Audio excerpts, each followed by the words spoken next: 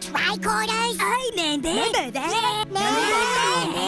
Oh, I remember. You know what I was just thinking about? This movie, Chip and Dale Rescue Rangers, is more of a multiverse of madness than Doctor Strange in the Multiverse of Madness is. Really, watch the movie and debate me. I challenge you. It even had a more epic and cool head dissecting by cube-shaped particles scene, if you know what I mean. If you've seen the movie, you know exactly what I mean. That was a great scene. But anyways, let's get into the video. Hello, fellow Disney Plus watcher. It's nice to talk with you about Disney Plus today. If you love Disney as much as I do and enjoy talking about it, why not click the subscribe button to stay up to date? And please give it a like because it helps the video and the channel. Thank you so much. Chip and Dale Rescue Rangers is a Who Framed Roger Rabbit, The Smurfs, Tom and Jerry type of movie, and you name the examples. It's blending our real world with animated popular IP, but despite most of the films that go out and do this, Rescue Rangers is putting out all the stops. There's 2D drawn animation, there's stop motion animation, there's 3D video game graphic animation, there's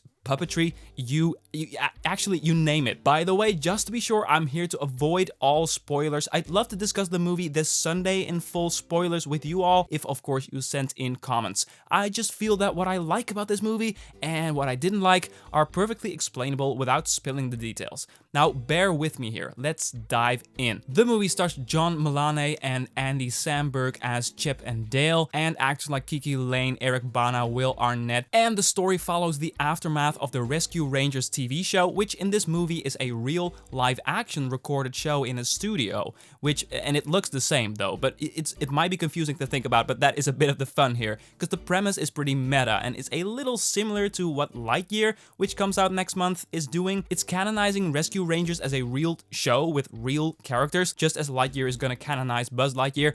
In this movie, cartoon characters live among humans, which automatically makes a show like Rescue Rangers a live-action show, technically. I wonder what happens when somebody draws a character on a piece of paper in this universe. Is it considered a cartoon drawing or a portrait? I don't know.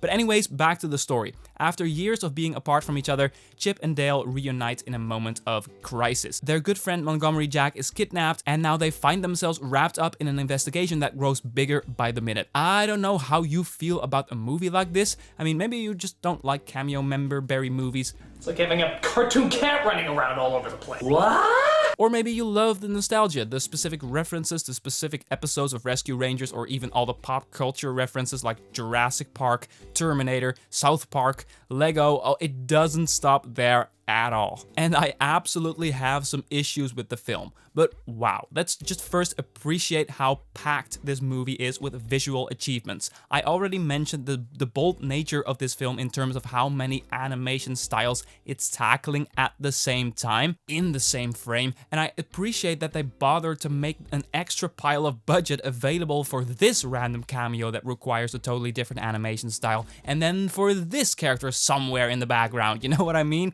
The attention to detail is astounding and kinda overwhelming. And all the elements are blended really well. The specific color of the recorded image, along with the subtle film grain and everything, they managed to mesh everything together like it was recorded as is. I mean, I even saw I'm not sure what it's called, but the contours of the animated characters even looked a little blurry to create the illusion that they were actually captured by a camera in that environment. It's crazy.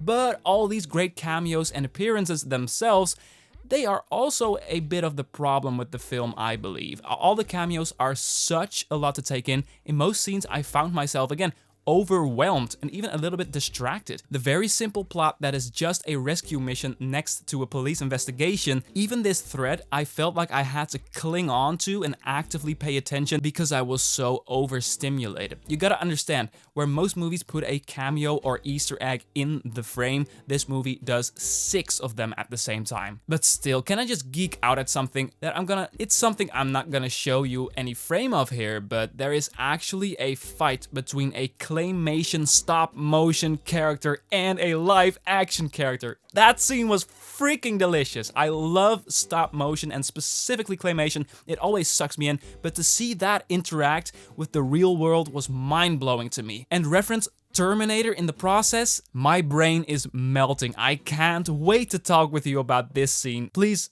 mention it in the comments to talk about it Sunday. Okay, This movie is Easter Egg Hunt the movie, okay? Don't expect anything more than that and you'll have a very fun time. Cause yeah, I'm definitely leaning positive. I guess half of the cameos that we see got a, what, I kinda missed the point here, what are we doing? But granted, the other half got some strong reactions out of me. So it's a bit 50-50 of how effective it is to me. But there is a very meta reference to what happened behind the scenes of a video game movie.